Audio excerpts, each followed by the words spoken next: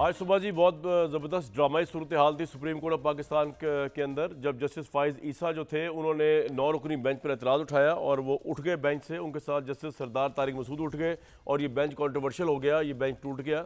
और जो प्ली ली जस्टिस काजी फाइज ईसा ने वो ये थी कि एक तो उनको समझ नहीं आया कि रात को ये जो इमरान खान ने की पटिशन आई है ये शो कॉज लिस्ट में कल रात आई सबसे लेट, लेकिन सबसे पहले ये लगा दी गई। उनको इस पर भी इतराज़ था। उन्होंने ये भी कहा आज जस्टिस फाइज ईसा ने कि मुझे जो दरख्वास्त रात गए मौसूल, इसमें चेयरमैन पीटीआई की भी दरख्वास्त थी, आज कॉज लिस्ट में आखिर आने वाली दरख्वास्त सबसे पहले मुकर्रर की गई। मैं इस बेंच को बेंच तस्वर नहीं करता, पहले supreme court practice and procedure bill का फैसला किया जाए, उसके बाद मैं इस बेंच में बैठूंगा। प्रैक्टिस एंड प्रोसीजर बिल आप जानते हैं इसके अंदर अदालत ने एक नया प्रेसिडेंट कायम किया कि कानून अभी बना ही नहीं था और जस्टिस अता बंदियाल के बेंच ने जो है उसके ऊपर स्टे दे दिया और कहा कि हो नहीं सकता। इसमें अज खुद नोटिस का इख्तियार जो है हुकूमत ने नए बिल के तहत 3 सीनियर जजेस को देने की तजवीज़ दी थी।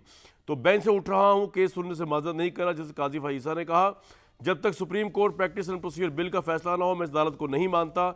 इस वक्त तक बनने वाला हर बेंच गैर कानूनी है। ये आइंदा आने वाले नामजद चीफ जस्टिस फाइज ईसा कह रहे हैं कि ये जो बेंच बैठा है मिलिट्री ट्रायल को देखने के लिए, वो इस बेंच को मानते नहीं है, ये बेंच गैर कानूनी है।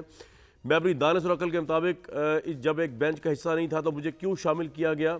मेरे एक नोट को 8 अप्रैल को वेबसाइट से हटा दिया गया, इंक्वायरी कमीशन तश्कील दिया गया। बाकी बातें उन्होंने जो है अपनी ऑफिसली दूसरे केस के हवाले से भी की हैं, वो तमाम चीज़ें चीज़ें अपनी जगह पे। लेकिन सबसे बड़ा मसला ये उठ रहा है कि इससे पहले जबकि ये पार्लियामेंट का एक्ट ऑफ पार्लियामेंट है 1952 का, जिसके अंदर सरियन ये लिखा हुआ है कि आर्मी एक्ट की शिक 21D के तहत तमाम सिविलियंस पर लगाया जा सकता है जिन्होंने फौजी तनसीबात को नुकसान पहुँचाया। और इसी के तहत जो है इमरान खान जब वज़ीर आज़म थे उनके दौर में 25 सिविलियंस जो हैं उनका मिलिट्री ट्रायल हुआ। उस वक्त ना इमरान खान ने पुकारा, ना उनका वज़ीर कानून को कोई होश आया, ना वो लॉ मिनिस्ट्री ज़िंदा हुई और उनके ह्यूमन राइट्स नहीं जागे। उस वक्त तो पूरा साथ खड़े हुए थे कि हाँ होना चाहिए, इमरान खान साथ खड़े हुए थे उस वक्त के 25 सिविलियंस का मिलिट्री ट्रायल होना चाहिए। आज क्योंकि उन पर बात आ रही है तो वो उन्होंने एजाज एहसन और ये सारा ये परसेप्शन है। मेरे साथ फैसल वाडा साहब मौजूद है, लेकिन सबसे पहले जस्टिस रिटायर्ड शाइख उस्मानी साहब। जस्टिस आपको मेरी आवाज़ आ रही है सर? जी जी आ रही है सर। ये आर्मी एक्ट 1952 जो है इसके तहत आपके नज़दीक सर सिविलियंस अगर आर्मी की तनसीबात पे हमला करें तो उनका मिलिट्री में ट्रायल हो सकता है? देखिए आर्मी एक्ट 1952 में आर्टिकल 21D रोमन 1 और 2 सर, उसके तहत अगर कोई ऐसा इंसिडेंट होता है जहां पे कि आर्मी की इंस्टॉलेशंस के ऊपर अटैक होता है या कोई ऐसी तखरीबी कार्रवाई होती है, तो उस सूरत में जो में मुलविस होते हैं उनका ट्रायल आर्मी एक्ट के तहत हो सकता है। ये उसमें लिखा हुआ है। सही है। और ये जो अभी पिटीशन सुप्रीम कोर्ट में आई है उसमें खास तौर से इसको चैलेंज किया गया है कि ये के खिलाफ है, ये फंडामेंटल राइट के खिलाफ है। अब ये फैसला तो बाद में होगा, लेकिन बहुत सूरत सिचुएशन है। सर आपकी आवाज़ जरा कट रही है। आपने कहा कि ये फैसला तो बहरहाल बाद में होगा, इसके बाद आपने क्या फरमाया जस्टिस साहब? ये फैसला तो बाद में होगा जब कोर्ट सुनेगी केस को। जी जी। लेकिन ये बात तय है कि आर्मी एक्ट जो है 1952 उसमें जो आर्टिकल सेक्शन 21D 1 और 2 जो है उसके तहत इस सिचुएशन में जो कि आजकल जो अभी हुई है रिसेंटली, उस सूरत में अब वो कहाँ तक सही है या गलत उस पर मैं नहीं जा रहा हूँ, एविडेंस पे नहीं जा रहा हूँ, लेकिन अगर उस किस्म की सूरत होती है तो उस सूरत में ये आर्मी एक्ट के तहत ट्रायल हो सकता है। जैसे साहब, लेकिन आप थोड़ा, आपका इतना ज़्यादा तजुर्बा है ऑब्वियसली, आप हमें थोड़ा सा तो बताएं ना कि ये जो आर्मी एक्ट 1952 है ये पाकिस्तान के दस्तूर का हिस्सा है, ये जायज़ है, ये लीगल है? वैसे तो कोर्ट जिसको चाहे उठा के बाहर फेंक दे, हम उस पर नहीं जा रहे। आपके नज़दीक ये आर्मी एक्ट जो है ये पाकिस्तान के दस्तूर का हिस्सा है और ये इसकी शिक 21D उसका हिस्सा है? देखिए आर्मी एक्ट तो है ना अपनी जगह पर, जिसमें एक आर्मी एक्ट है, नेवी एक्ट है, एयरफोर्स एक्ट है, तीनों फोर्सेस के लिए सेपरेट एक्ट है। मींस कानून का सर, मींस कानून का हिस्सा है, मेरे कहने का मतलब कानून का हिस्सा है। जी, कानून का बिल्कुल हिस्सा है, हमेशा से रहे हैं। और उसमें ये प्रोविजन है आर्मी एक्ट में जो मैंने आपको मेंशन किया 21D 1 और 2 सेक्शन जो है, उसमें ये प्रोविजन है कि इस किस्म की अगर हरकत होती है तो उस सूरत में आर्मी एक्ट के तहत ट्रायल होता है, लेकिन उसके लिए जो कंडीशंस हैं वो बयान की गई हैं, और वो कंडीशंस मौजूद हैं कि नहीं है उस पर मैं बहस नहीं करता। नहीं, उस पर आप सर बिल्कुल ज़रूर ना करें, लेकिन मुझे ये बताइए कि अगर ये 2015 के अंदर जैसे 21वीं तरमीम के ऊपर स्पीडी ट्रायल के हवाले से एक 17 रुकनी बेंच बैठा जिसने अपहोल्ड किया, चाहे वो टाइम बार किया था उन्होंने, लेकिन उन्होंने एक्चुअली वो उसकी स्पिरिट को तो मान लिया ना कि 11 जजेस ने ये कहा कि हाँ जी सिविलियंस जो हैं, जो APC आर्मी पब्लिक स्कूल के ऊपर जो मुलव्विस थे वो भी सिविलियंस थे, उनका स्पीडी ट्रायल करना चाहिए उन दहशत गर्दों का। अब अगर ये एक फैसला एक प्रेसिडेंट के तौर पे आ चुका है, चाहे ये टाइम बार था 2 साल फिर प्लस 2 साल, तो अब इसके मौजूदगी के अंदर ये 7 रुकनी बेंच जिसमें सिर्फ 7 लोग बैठे हुए हैं, 9 का था कंट्रोवर्शियल हो गया, 2 उठ के चले गए, जस्टिस फाइजा चले गए, जस्टिस सरदार चले गए, ये बेंच इसकी ये हैसियत है लीगली कि ये इसको इतने बड़े फैसले को जो ऑलरेडी इतने बड़े बेंच ने किया है उसको टेकअप कर सके और उसके अगेंस्ट फैसला दे सके? वो एक और मौका था, ये और मौका है यहाँ पर तो कॉन्स्टिट्यूशनलिटी चैलेंज हुई है इस एक्ट की, और उसमें खास तौर से जवाद खाजा साहब जो एक्स फॉर्मर चीफ जस्टिस थे, उनकी जो पिटिशन में खास तौर से ये कॉन्स्टिट्यूशनली चैलेंज हुई है कि ये सेक्शन 21D(1 and 2) जो है वो आइन के खिलाफ है और इसको कलअदम करार दिया जाए।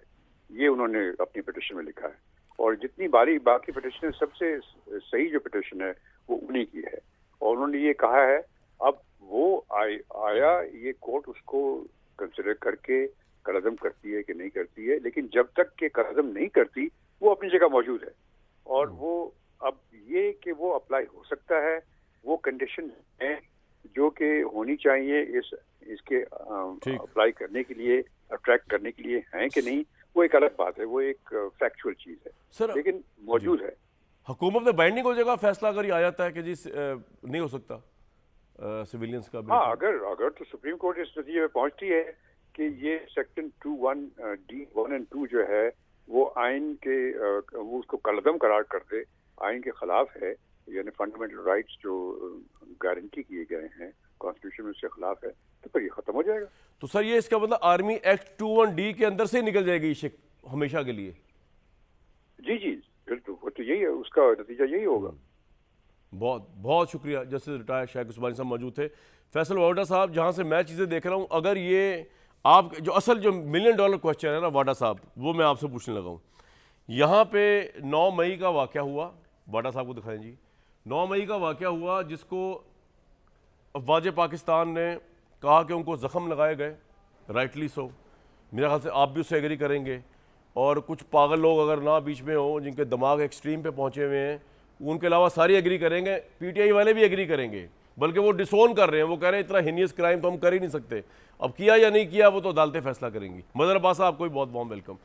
लेकिन मेरा सर सबसे वाडा साहब इम्पोर्टेंट सवाल ये है कि गिवन द सिचुएशन पाकिस्तान में 9 मई को फ़ौज समझतियों को ज़ख्म लगाए गए, शहदा की तज़ीक की गई, फॉर्मेशन कमांडर्स की कॉन्फ्रेंस का बड़ा क्लियर एलामिया आया जिसमें none less than army chief ने कहा है कि जी मिलिट्री ट्रायल होगा उन तमाम सिविलियंस का जो मास्टरमाइंड भी है और जो इसके अंदर शामिल भी थे। इसकी मौजूदगी के अंदर सुप्रीम कोर्ट ऑफ पाकिस्तान का कंट्रोवर्शियल हो गया आज का बेंच, लेकिन कोई बात नहीं, 7 रुकनी फिर भी बैठ गए, 3 भी बैठ जाएंगे तो अता बंदयाल साहब अगर चाहेंगे तो इम्प्लीमेंट हो जाएगा। एक तरफ फॉर्मेशन कमांडर्स कॉन्फ्रेंस का एलामिया और फौज जो समझती है कि 9 मई 9/11 होकर, दूसरी तरफ अगर ये फैसला आ जाए कि जी आप तो कर ही नहीं सकते इनका ट्रायल, फॉर्मेशन कमांडर्स का एलामिया गया भाड़ में, आपके ज़ख्म गए भाड़ में, वो ठीक है देखी जाएगी, आप सिविल कोर्ट में जाएँ हम वहाँ देखेंगे। आपके ख्याल में सिचुएशन क्या होगी इस मुल्क में उस वक्त जब ये फैसला आएगा इस तरह का? बहुत शुक्रिया कामरान शाहिद साहब, मुझे 2 मिनट दे दीजिएगा सर टाइम नहीं। कामरान शाहिद साहब, मेरा तो कल भी एनालिसिस यही था कि सुप्रीम कोर्ट में कोई रास्ता निकलेगा, वो बेंच टूटने की तरीके से होता है, वो मिडिल ग्राउंड की तहरीत में होता है या किसी भी तरीके होता है, लेकिन ये तसादुम नहीं होता नज़र आना चाहिए, ना होना चाहिए, ना होगा। नंबर 1। नंबर 2, जो मोस्ट इम्पॉर्टेंट चीज़ है कि जो आर्मी चीफ़ हैं, जो हाफिज़ कुरान भी हैं, वो चीफ जस्टिस हैं अपने आर्मी के इंस्टीट्यूट के, और वो हर चीज़ टॉलरेट करेंगे, कर सकते हैं, कर रहे थे। 3 चीज़ों पे वो कॉम्प्रोमाइज़ नहीं करेंगे। पाकिस्तान शोहदा और शोहदाओं की लाशों की बेहुरमती और अपने इदारे के बारे में बुग्स, ये तीन चीज़ें उनकी टॉलरेंस लेवल के अंदर नहीं हैं।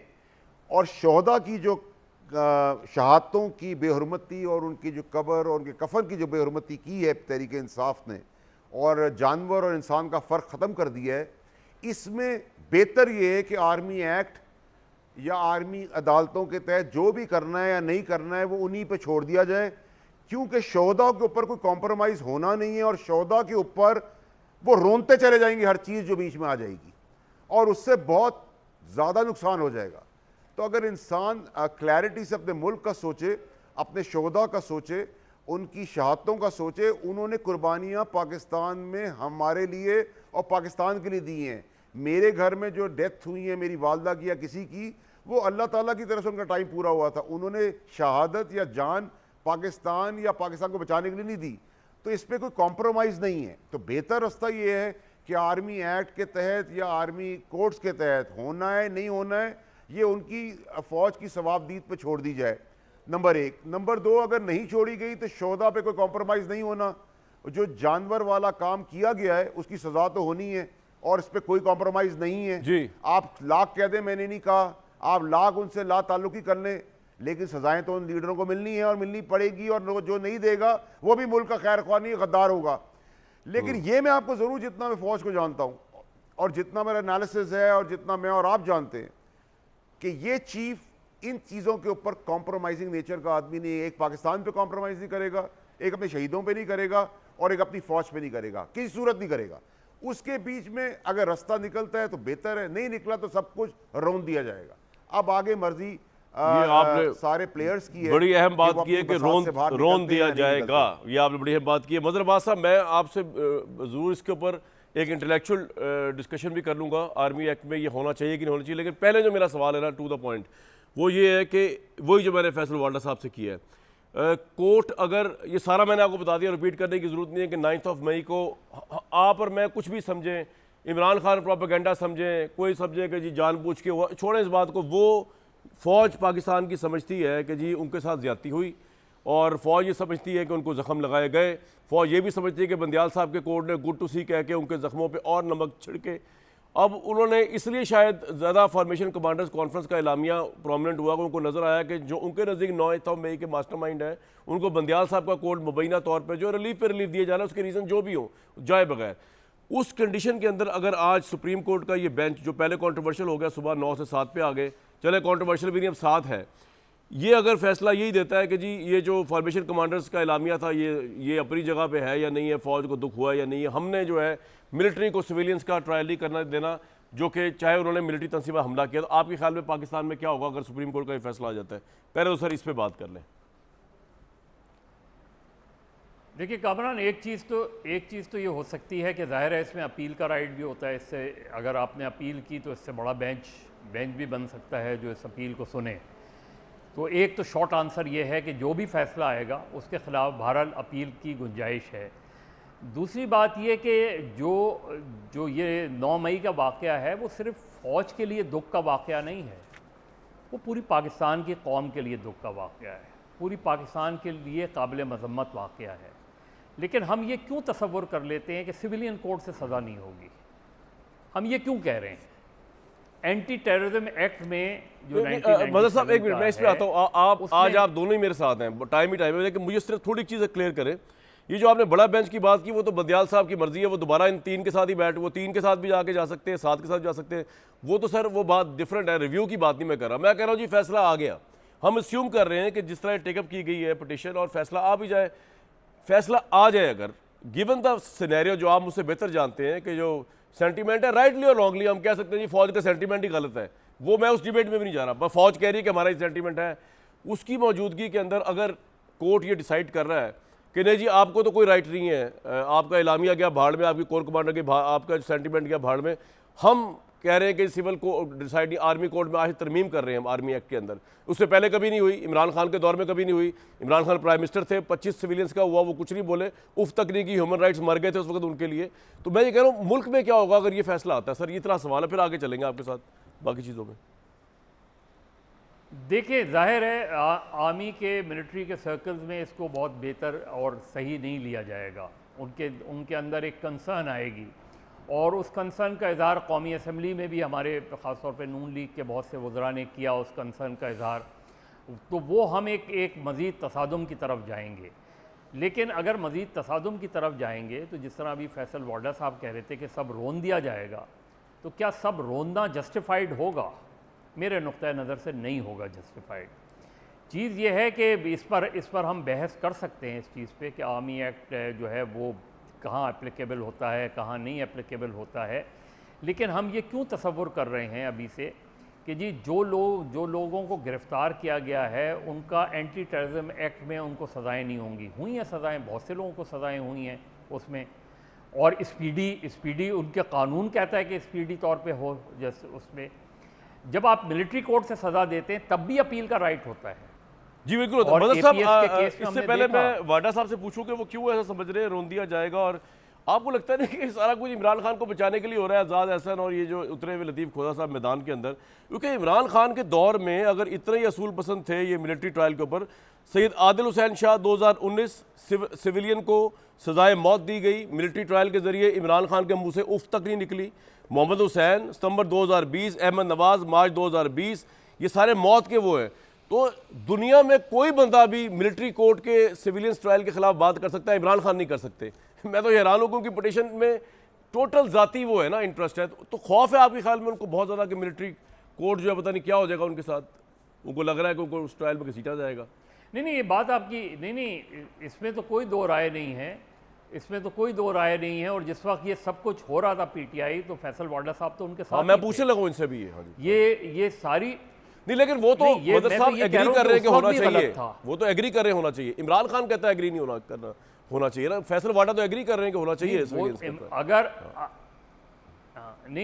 अगर खान साहब ये समझते हैं तो खान साहब को पहले जो उनके दौर में चीजें हुई हैं बिल्कुल बिल्कुल उसके बारे में उन्हें कोई वजाहत करनी चाहिए कि उस वक्त उनकी क्या पोजीशन थी, उस वक्त वो क्यों सपोर्ट कर रहे थे और आज वो क्यों अपोज कर रहे हैं, ये उनको वजाहत करनी चाहिए। लेकिन हैविंग सेड दैट, क्या एक एक्स प्राइम मिनिस्टर को जो पहली मर्तबा होगा, अगर पीटीआई के चेयरमैन को मिलिट्री कोर्ट में पेश किया जाता है, मिलिट्री कोर्ट में उनका ट्रायल होता है, तो पाकिस्तान की सियासी तारीख में ये वो पहले वज़ीर आज़म होंगे जिनका मिलिट्री कोर्ट में ट्रायल होगा। अब इसके क्या चीज़ कॉन्सिक्वेंसेस हो सकते हैं, लेकिन खान साहब की पोजीशन ये है कि खान साहब को इस चीज़ की वजाहत ज़रूर करनी चाहिए, उनसे ये सवाल ज़रूर होना चाहिए कि उनके दौर में जिन सिविलियंस का मिलिट्री ट्रायल हुआ, मिलिट्री कोर्ट में ट्रायल हुआ, क्या वो आज उसको जस्टिफाइड करते हैं या वो ये समझते हैं कि वो गलत हुआ। राइट, बिल्कुल ठीक। वाडा साहब, सब कुछ रोक दिया जाएगा तो उसकी इम्प्लीकेशंस क्या होंगी, और आपको क्यों स्पीडी जस्टिस पे वो नहीं है जो सिविल उसमें हो सकता है, स्पीडी जस्टिस हो सकता है? मदर साहब कह रहे हैं। देखिए कामरान शाहिद साहब, सबसे पहले तो ये कि अगर तो ये एक्ट इतना डिबेटेबल एक्ट है और आज इस पर बहस हो रही है और कानूनदान और सुप्रीम कोर्ट इसके ऊपर नोटिस ले रही है, तो इससे पहले जो कई सालों से सिविलियंस का आर्मी एक्ट के तहत ट्रायल हुआ है उसका कौन खुबयांसा भरेगा? जिन्होंने सजाएं काटी हैं उनकी सजाएं कैसे रिवर्स होंगी? जिन्होंने जिसमें जो फांसी पर टंगे हैं उनका क्या स्टेटस होगा? उनको जिंदा कैसे किया जाएगा? नंबर एक। नंबर दो ये कि ये कहा जा रहा है, मेरा बड़ा एहतराम है मदद साहब के लिए, कि ये पहले वजीर आज़म होंगे जिनके ऊपर, अगर ये हुआ, ये अगर पे मफरूज़ा है, तो ये पहला पाकिस्तान में 70 साल में वाकया है जिसमें वेरी वेल कि ये वाकया पहली दफा हुआ है। लाशों का तमाशा और बेहुरमती की गई है, कब्रों में पहुंच गए हैं, उनकी तस्दीबात को जला दिया है, आग लगा दी है फौजियों को, गालियां दी गई हैं और लाशों का तमस्कर उड़ाया गया है। ये भी पाकिस्तान की हिस्ट्री का पहला ही केस है। अनफॉर्चुनेटली जो पाकिस्तान को बनाने का नारा लगा के आए थे उन्होंने इतना बेढंगा और भयानक काम कर दिया है कि भयानक पीडीएम भी आज बेहतर लगने लग गई है। तो अगर मेरी वालदा की डेथ पे, मुझे पार्टी छोड़ने पे, निकालने पे उनका तमस्कर उड़ाया गया जिन्होंने कुर्बानी पाकिस्तान के लिए नहीं दी थी, तो ये शोहदा हैं, उनके माँ बाप को हम क्या बताएंगे कि हम आपके बच्चों ने कुर्बानियाँ दी थी, जाने दी थी इस पाकिस्तान के लिए, इस डेमोक्रेसी के लिए, इन भेड़ बकरी वालों पॉलिटिशियंस के लिए, और उन्होंने आपकी लाशों का तमस्कर उड़ा दिया। तो उसका जवाब हम क्या देंगे, और फौज क्या जवाब देगी, और कौन आगे आइंदा कुर्बानी देगा। नंबर एक।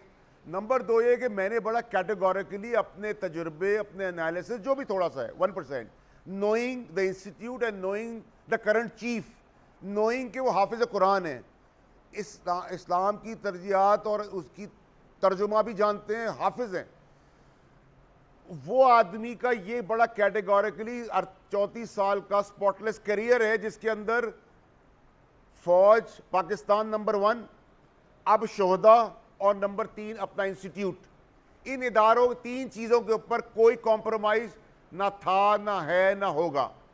अब इस सूरत के अंदर आप बन गए हैं यहाँ चौधरी कि हम चौधराट दिखाएंगे कि जो पहले वालों का हुआ वो क्योंकि ब्रांडेड नहीं था इसलिए उनका साथ जो हो गया। अब कोई ब्रांड की बात आएगी तो मेरी पर्सनल लाइकिंग है, मैं कानून बदल दूंगा, ये नहीं हो सकता।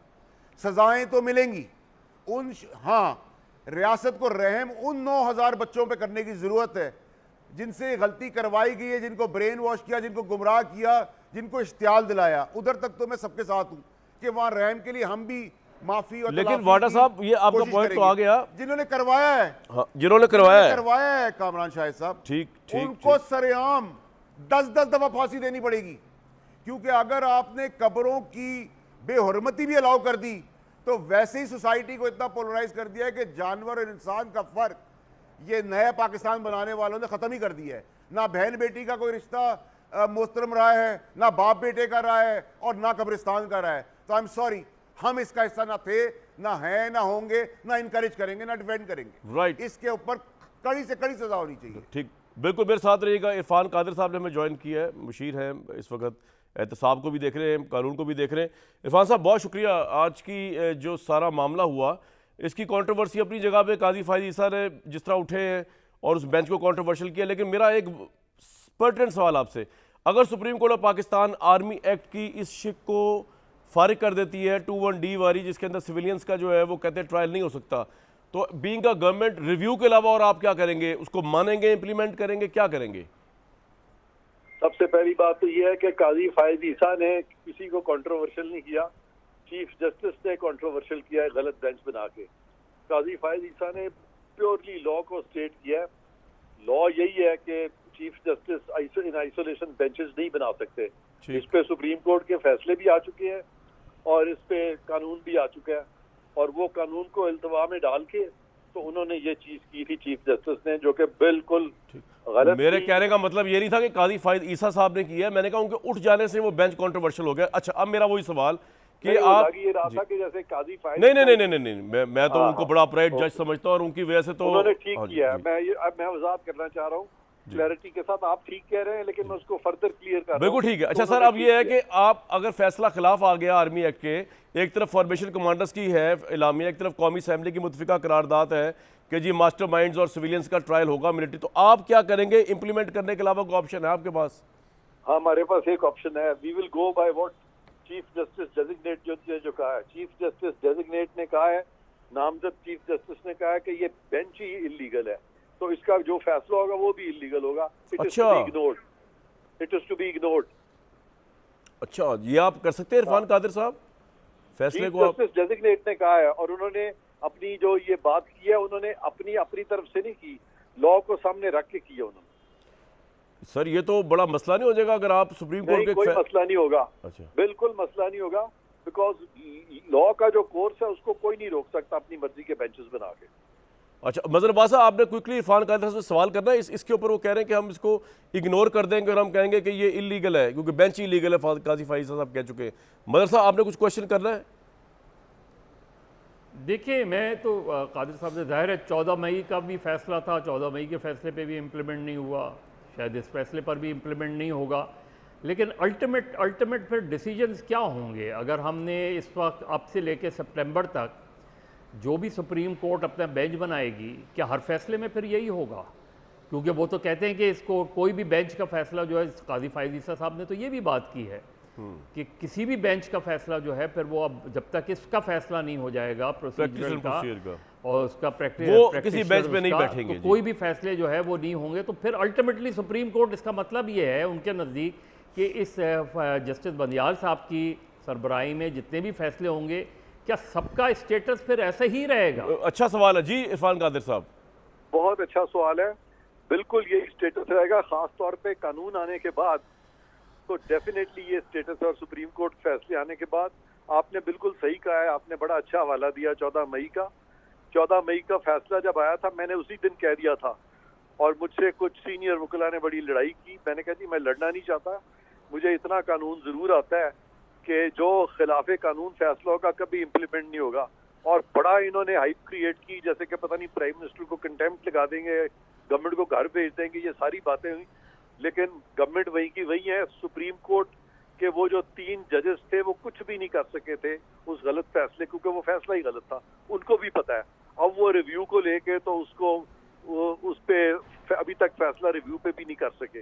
तो इसलिए ये जो दूसरा फैसला है, ये जो अब जो दोबारा बेंच बना है, इसमें भी यही सूरत हाल होगी कि ये भी कभी भी इस तरह का अगर फैसला इन्होंने किया तो वो भी इम्प्लीमेंट तो क्या किसी ने मानना ही नहीं। क्योंकि जब चीफ जस्टिस ऑफ पाकिस्तान खुद कह दे, चीफ जस्टिस डेजिग्नेट, कि ये लॉ के मुताबिक नहीं है, तो उस वक्त आप चीफ जस्टिस की स्टेटमेंट को लॉ पे परखेंगे। और अगर लॉ पे चीफ जस्टिस डेजिग्नेट सही कह रहे हैं तो बेशक डिफेक्टो अगर उन्होंने बेंच बना भी दिया है तो डिजोरे जो पोजीशन है वो chief justice of Irfan Qadir साहब, एक तो ये बात है कि देखिए डेजिग्नेट चीफ जस्टिस अपनी जगह पे, लेकिन जो हाजिर सर्विस एक्टिव चीफ जस्टिस है तो फिर उनकी तो कोई वक़्त ही नहीं है आपके नजदीक। कोई वक़्त नहीं है। इसलिए मैं बताता हूँ ना क्यों नहीं वक़्त। इसलिए वक़्त नहीं है कि जो एक्ट डिफेक्टो एक्ट्स होते हैं, चीफ जस्टिस जो मौजूदा चीफ जस्टिस है वो डिफेक्टो चीजें कर सकते हैं, लेकिन अगर वो डिजोरे नहीं करेंगे, डिजोरे का मतलब है इन लॉ, डिफेक्टो का मतलब है इनफैक्ट।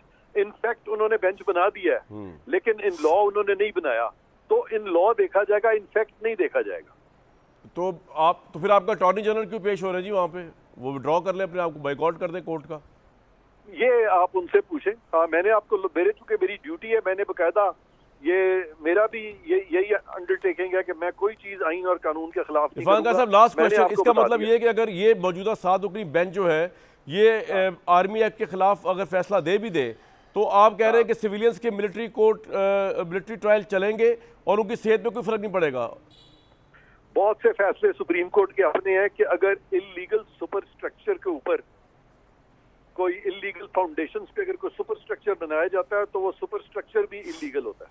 बहुत शुक्रिया जी इरफान खान साहब। एक ब्रेक लूंगा, उसके बाद वाडा साहब से जानने की कोशिश। एक बड़ी इंपॉर्टेंट बात की वाडा साहब, मदर बाद साहब, इन्होंने वो तो कह रहे हैं कि जी हम मौजूदा बेंच का फैसले रिजेक्ट कर देंगे क्योंकि जो designated fourth coming chief justice है उन्होंने इस बेंच को ही जो है वो गैर आइनी करार दे दिया है, क्योंकि अब तक के दूसरा केस का फैसला नहीं आता। बड़ी कॉम्प्लेक्स सिचुएशन होगी और बड़े प्रेशर में ये बेंच फिर काम करेगा कल भी। एक ब्रेक के बाद जरा वाडा साहब से जानने की कोशिश करूंगा कि यहाँ तक जो मुकाम पहुँचा है तहरीक इंसाफ का, ये इसका साइकोलॉजिकल एनालिसिस क्या बन सकता है, और इसमें मजर बाद साहब भी हमारी रहनुमाई कर सकते हैं कि एक पार्टी, ये भी 74 साल तारीख में पहली दफ़ा हुआ, सही कह रहे हैं वाडा साहब, कि इस तरह उन पर इल्ज़ाम लग रहे हैं कि मुल्क के डिफेंस के इदारों के ऊपर हमलावर हो गई। ये भी पहली दफ़े हो रहा है। एक ब्रेक के बाद जी।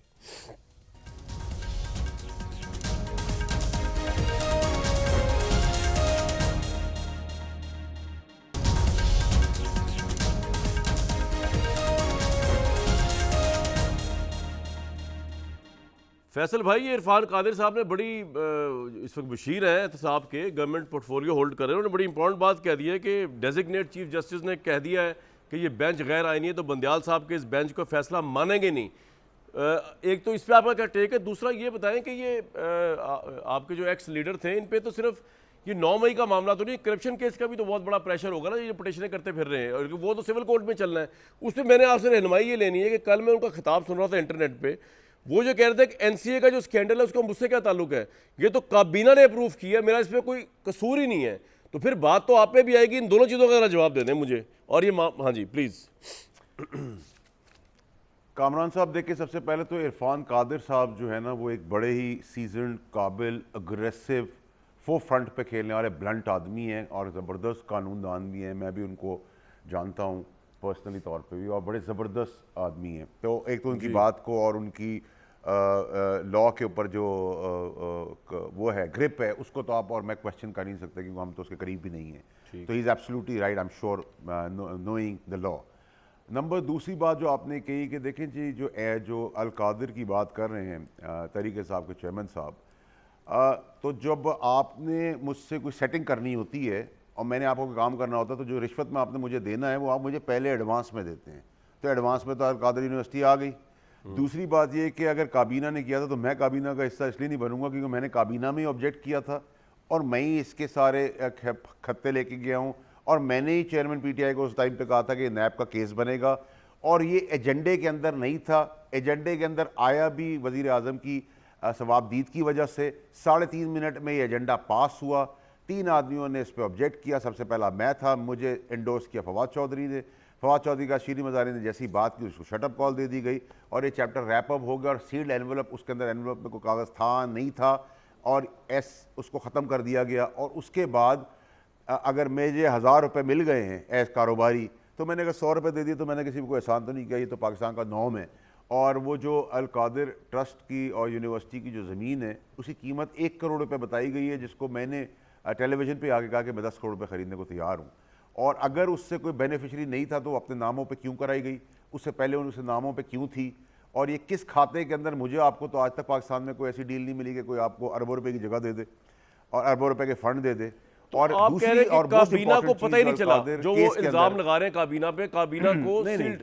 ठीक, नहीं, काबीना को पता था इसमें फेवर हो रहा है। काबीना को खास के फ़ोन भी आ रहे थे। खास ने भी कमाया, जो पॉन्स थे 4-6 जिनको आप झाड़ें मट्टी की तरह तो गिर जाए वो भी इन्होंने भी कमाया और बेनिफिशरी तो नेचुरली वजीर आजम साहब का घर था। इसमें तो कोई बेनिफिट होना चाहिए। अब वो डायरेक्ट थे क्योंकि मैंने उनको पहले चोरी करते देखा नहीं है।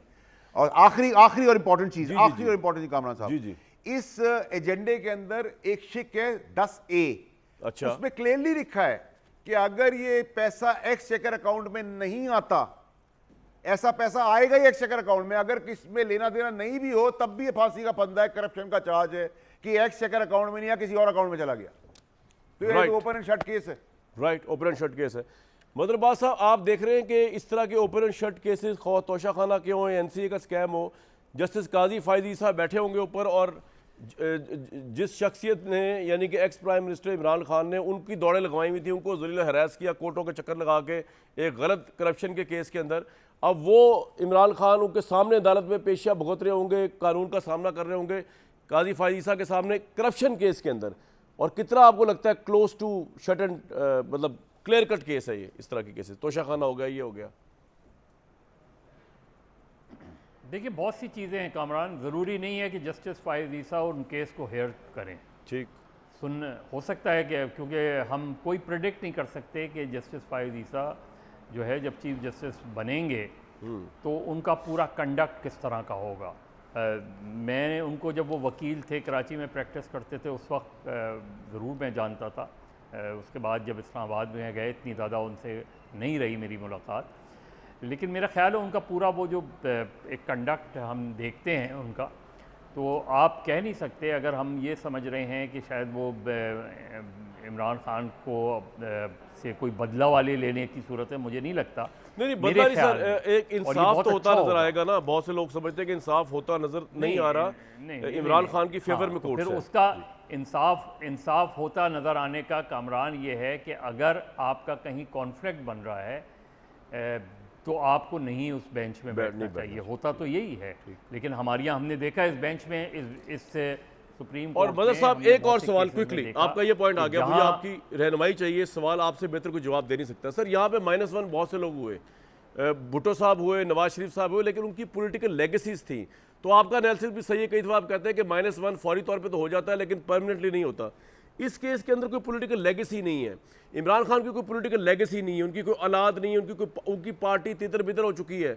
मतलब वो नून लीग और पीपल्स पार्टी ने तो ज़ियाउल हक के भी कौड़े खाए, पीपल्स पार्टी ने, नून लीग ने मुशर्रफ साहब का भी को भी भुगता और बड़ी चीज़ों को भुगता, लेकिन वो हिली नहीं अपनी जगह से। यहाँ तो 8-8 दिन 12-12 दिन के जेलों के अंदर पूरी पार्टी तितर बितर हो चुकी है। आज हुमायूं अख्तर भी छोड़ गए, वो चौधरी गुलाम साहब भी छोड़ गए।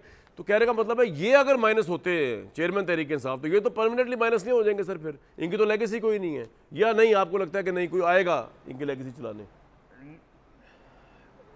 देखिए, डिपेंड करता है कामरान के इनका अल्टीमेट फेट क्या होता है, अल्टीमेट इनका सियासी अंजाम क्या होता है, अल्टीमेट कोर्ट में क्या फ़ैसला होता है। और अगर ऐसा होता है तो ये this is the right time कि तहरीक इंसाफ के चेयरमैन अपनी पॉलिटिकल लेगेसी का ऐलान करें कि उनके बाद जिस तरह वो नहीं अक्सर सर, लेकिन कहते मदद रहे, साहब वो तो उन्होंने 4-5 किया ना, लोगों का शाह नाम महमूद लेते रहे कुरैशी हैं। को तो कोई नहीं मारेगा सर, उनकी पॉलिटिकल लेगेसी। अब 3-4 लोग ही रह गए, अली मोहम्मद खान, मुराद सईद, शाह महमूद, असद उमर भी छोड़ गए, फवाद चौधरी भी छोड़ गए, आमिर कियानी, मतलब सभी छोड़ गए ना। पॉलिटिकल लेगेसी आपको पता है पॉलिटिकल फैमिलीज चला रही हैं इस मुल्क के अंदर, तो वो तो ऐसी कोई सिचुएशन है ही नहीं जो इमरान खान से। शाह महमूद किस तरह इमरान खान की गैर मौजूदगी में, अगर वो जेल में है या कन्विक्ट हुए में, आपकी उनको बात- रिप्रेजेंट जी सर। आपकी बात ठीक है, तंजीमी तौर पे आपकी बात बिल्कुल 100% दुरुस्त है, और क्योंकि पार्टी के अंदर हमारे यहाँ पार्टी के स्ट्रक्चर्स हमेशा से ऐसे रहे, जी, लेकिन जी, जहाँ जी। फैमिलीज़ हैं वहाँ फैमिलीज़ प्रोटेक्ट कर लेती हैं पार्टीज़ को, यहाँ फैमिली नहीं है।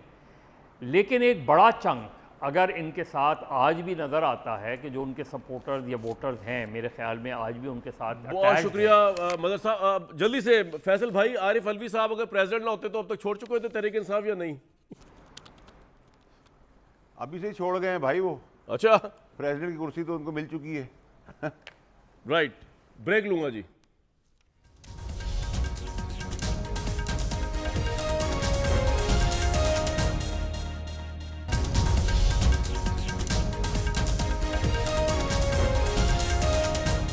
हुकूमत के मशीर एहतसाब इरफान कादिर साहब ने कहा है कि बंदियाल साहब के इस बेंच का फैसला इलीगल होगा, हम नहीं मानेंगे आर्मी एक्ट को लेके। मुझे दीजिए नेक्स्ट वीक तक के लिए इजाज़त।